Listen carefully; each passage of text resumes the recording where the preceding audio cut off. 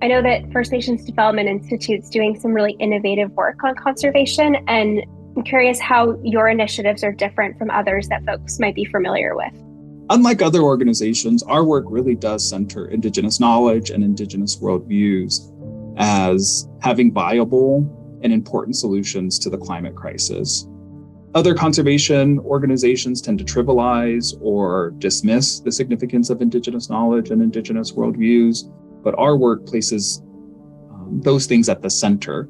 And we believe that centering those things really does provide viable solutions to the current climate crisis. The second thing that really makes our work unique is that it acknowledges intersectionality in the role of conservation in other areas of life.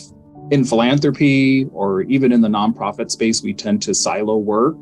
And the reality is that conservation work cannot be siloed, and conservation work really does affect things like our local food systems, our water resources. It affects, how we do community planning and all of those things. And our work really does acknowledge that sort of intersectional lens of conservation-based work.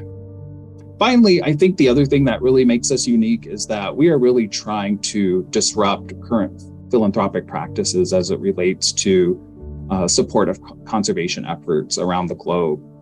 We know that philanthropic support of conservation efforts really does go to white-led organizations, despite the fact that we know that communities of color, that includes Native communities, are the most affected by climate change. And so our work is really about uplifting Indigenous communities, uplifting Indigenous voices, and really raising the flag on the fact that Indigenous peoples do have solutions to the current climate crisis that we're in.